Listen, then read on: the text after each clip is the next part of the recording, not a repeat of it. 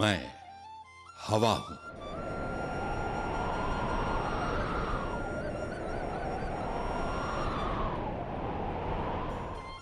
खुद को हवाओं के हवाले करके देखें, जिंदगी को पंख लग जाएंगे, खूबसूरत पंख। मुझे इसका एहसास है क्योंकि मैं अतीत से इतिहास का गवाह रहा हूं। मैं बीजों को अपनी बाहों में समेटे एक जगह से दूसरी जगह, एक देश से दूसरे देश ले लेके घुमाऊं और उन्हें अपनी नजरों के सामने जन्म लेते, पौधा बनते और फिर फूलों फलों से लदे बड़े बड़े सायादार पेड़ बनते देखा है। और खुददारी तो देखें इन बीजों की। इन्होंने जो भी जमीन से लिया उसे अपने आप को मिटाकर वापस अदा किया। इन बीजों की खुददारी देखकर आजादी पूर्व के मशहूर हिंदुस्तानी शायर इकबाल का शेर याद आ जाता है। मिटा दे अपनी हस्ती को अगर कुछ मर्तबा चाहे, कि दाना खाक में मिलकर गुले गुलजार होता है। इकबाल ने तो यह शेर काफी बाद में लिखा था, लेकिन गोरखों ने दुनिया को अपनी हस्ती मिटाकर जीने के सलीके बहुत पहले ही सिखाना शुरू कर दिए थे। कुछ इकबाल के इन्हीं बीजों जैसी दास्तां से हम आज रूबरू होंगे। जब पूरब से निकलती सूरज की किरणें नेपाल के इन ऊबड़ खाबड़ पहाड़ों के दरमियान बसे इस गोरखा राजशाही इलाके पर पड़ती है। कहते हैं 16वीं शताब्दी के संत बाबा गोरखनाथ के मानने वाले होने की वजह से यहां के लोग गोरखा कहलाए। कुछ दूसरे लोगों का कहना है कि यहां के लोग हिंदू आस्था के मुताबिक हमेशा से गौ रक्षक रहे और इसी वजह से गोरखा नाम पड़ा। दरअसल नेपाल जो आज नेपाल सा दिखता है, इसका सेहरा भी 18वीं सदी के गोरखा राजा पृथ्वी नारायण शाह के सर ही जाता है, जिन्होंने आपस में हमेशा लड़ते रहने वाली यहां की 24 रियासतों को एक किया। राजा पृथ्वी नारायण शाह की फौज गोरखा के नाम से जानी जाती थी। हम सब जानते हैं कि किसी समाज की कहानी कितनी भी अच्छी तरह क्यों ना कही जाए, दास्तां के कुछ न कुछ हसीन पहलू तो छूट ही जाते हैं। हवाओं के देवता होने के बावजूद मैं ये दावा नहीं कर सकता कि मैं हर संगे मिल, हर उस पन्ने को पेश कर सकूंगा जिसने अब तक के गोरखा इतिहास को सजाया संवारा और यादगार बनाया है। हां, मेरी कोशिश ये जरूर है कि हर उस दिलकश नजारे को पेश कर सकूं जिससे गोरखा तारीख को मुझसे कोई शिकायत न रह जाए। नेपाल को संगठित और मजबूत बनाने के बाद पृथ्वी नारायण शाह ने सिक्किम के एक बड़े हिस्से को अपनी बहादुरी का एहसास दिलाया। पृथ्वी नारायण शाह की मौत के बाद प्रधानमंत्री भीमसेन थापा का दौर आया, जिसने नेपाल की तस्वीर ही बदल के रख दी। इसके बाद एक समय आया जब गढ़वाल इलाके के शुभचिंतक हर्षदेव जोशी ने गोरखा फौज को दावत दी कि वो आए और लोगों की बेहतरी के लिए आए। हालात की नजाकत को समझते हुए गोरखा फौज ने हर्षदेव जोशी की दावत कबूल की और फिर काली नदी पार करके 1790 में कुमाऊं पे कब्जा कर लिया। इसके बाद तो जैसे गोरखा कौम पीछे मुड़ के देखना ही भूल गई। 1803 में गोरखों ने गढ़वाल पर फतह पाई और फिर अमर सिंह थापा के नेतृत्व में देहरादून भी हासिल कर लिया। बात यही नहीं हुई। गोरखा सोच अब ठाना है तो करना है। आगे बढ़ने की हद तो ये हो गई कि हवाओं पे सवार गोरखा फौज पंजाब के पहाड़ों को कब्जा करते हुए हिमाचल पहुंच गई और सतलुज नदी पे जाके रुकी। अब हुआ वही जो होना चाहिए। कहते हैं किसी भी बहादुर कौम को उसका हक मिल ही जाता है। इन सब इलाकों पर अब गोरखों की हुकूमत हो गई। लेकिन इसी बीच ब्रिटिश ईस्ट इंडिया कंपनी, जो कि खुद पूरे हिंदुस्तान को अपना गुलाम बनाने के ख्वाब बुने हुई थी, गोरखों की बहादुरी की खबरें मिलने लगी। अंग्रेज मुगलों की हुकूमत तो लगभग खत्म कर ही चुके थे और यही वजह थी कि उन्होंने गोरखों को कबाब में हड्डी मानते हुए भारत नेपाल सीमा के भुटवाल पोस्ट पर गोरखों पर हमला कर दिया। अब हवा का रुख बदला और जंग की तस्वीर भी। देहरादून में गोरखा सेनापति बलभद्र ने देहरादून के नाला पानी के घने जंगलों में खलंगा किले का मोर्चा संभाल लिया। यहां 3 ऐसी लड़ाइयां हुई कि अंग्रेजी फौजों के चेहरों पर हवाइयां उड़ने लगी। उन्हें हिंदुस्तान में दुश्मन तो बहुत मिले, लेकिन ऐसे कभी नहीं मिले जिसने मैदाने जंग से उनके पैर उखाड़ दिए हों और उन्हें मुंह की खानी पड़ी हो। खैर, गोरखों की कुल जमा फौज 600 लोगों की, ऊपर से घर से हजारों मील दूर, इसलिए किसी मदद की कोई उम्मीद भी नहीं। और हथियारों के नाम पर कुछ बंदूकें, कुछ नेपाली खुखरी और कुछ गुलेले, और वहीं अंग्रेजों की 10,000 लोगों की फौज, घोड़ों और सारे हथियारों और दूसरे साजो सामान के साथ। किसी चीज की कोई कमी नहीं, सिवाय एक चीज के, वो थी जान हथेली पर लेके लड़ने की, जिसकी कमी गोरखों के पास थी ही नहीं। और यही वजह रही कि शुरू में हुई अंग्रेजों की गोलाबारी का गोरखों पर कोई असर नहीं हुआ।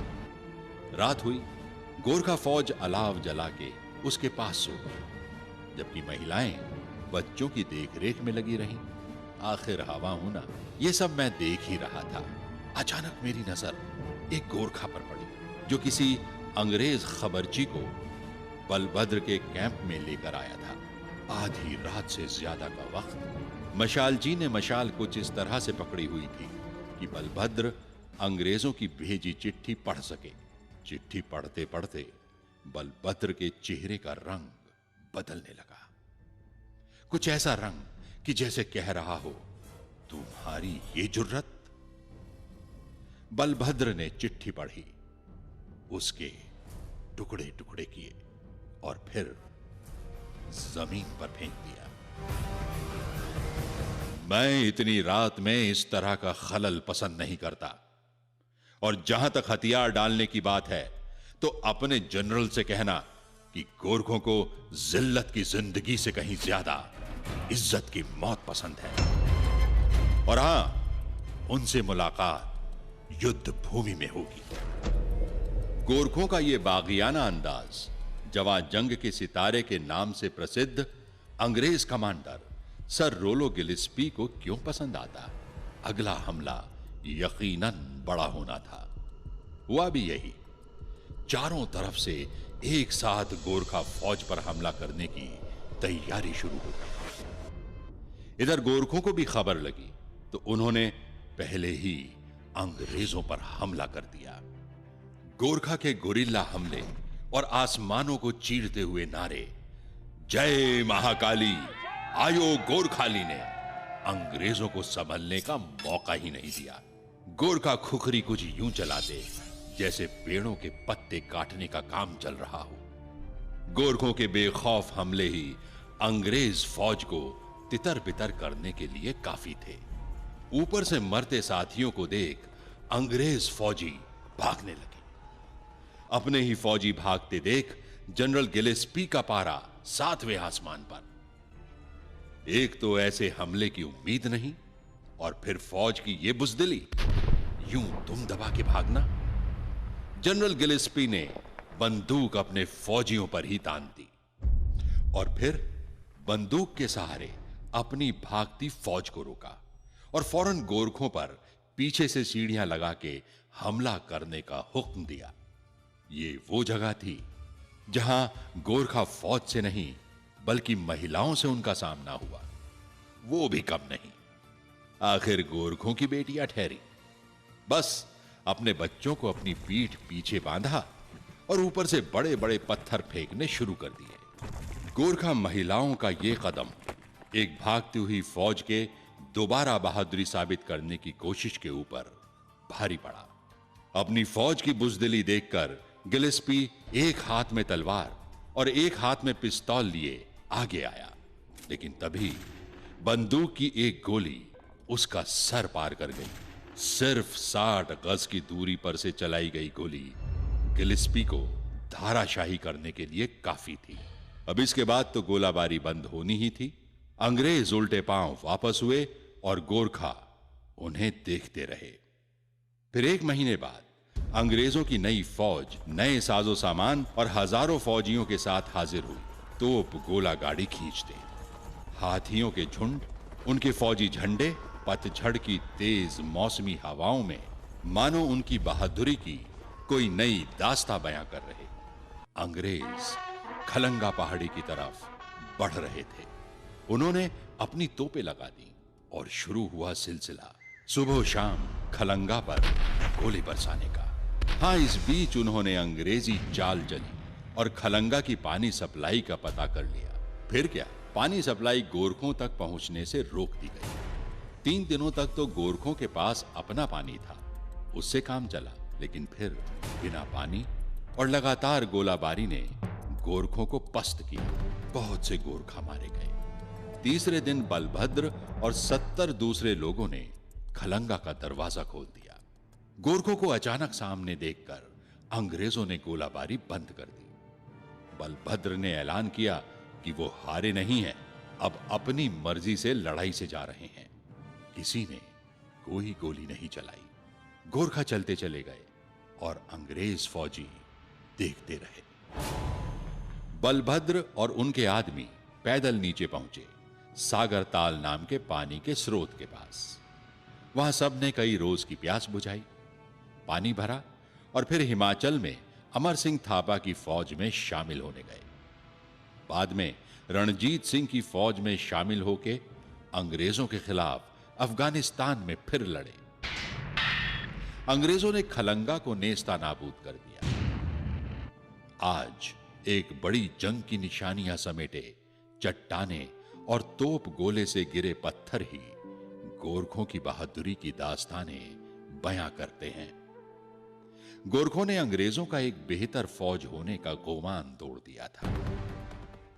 गोरखों का यह नारा कि कायर हुनु भंदा मरनु रामरो, या कायरता की जिंदगी से मौत बेहतर है, अंग्रेजों की एक खास बात थी कि वो सच्चाई का सामना करने और हक की बात मानने से गुरेज नहीं करते थे। और यही वजह है उन्होंने सरेआम गोरखों की जज्बाए सरफरोशी, खुददारी और बहादुरी को कबूल किया और उसे इज्जत बख्शी। ये जंग खलंगा ही थी जिसने गोरखा के एक शेर दिल बहादुर और जंगजू कौम होने के किस्से को आम किया। और तो और गोरखों की खुखरी के अजीब गरीब हथियार होने की दास्तानें भी सारी दुनिया में फैल गई। और आज भी पत्थरों की ये 2 स्मृति शिलाएं, एक सर रोलो गिलिस्पी और दूसरा बहादुर दुश्मन बलभद्र और उसकी फौज के नाम, इसी बात की गवाही देते हैं। और हां, यह दुनिया की अकेली स्मृति शिला है जिसे बर्तानिया ने अपने दुश्मन की इज्जत और बहादुरी में बनवाया है। अंग्रेजों से गोरखों का अगला मुकाबला हिमाचल प्रदेश में जनरल अमर सिंह थापा से हुआ। गोरखों की आखिरी घेराबंदी सबाथू के नजदीक मलाऊ में थी। यहां भी कुछ वैसा ही हुआ कि दोनों में से कोई फतह याब नहीं हुआ और गोरखों की बहादुरी का लोहा मानते हुए अंग्रेजों ने गोरखा फौज का बाइज्जत अपने बुलंद फौजी झंडों के साथ नेपाल वापस जाने का करार किया। गोरखों और अंग्रेजों के करारनामे के वक्त तक गोरखों की गढ़वाल में 12, सिक्किम में 33 और कुमाऊं में 25 की हुकूमत हो चुकी थी। गोरखा रियासत सतलुज से तिस्ता तक फैली हुई थी।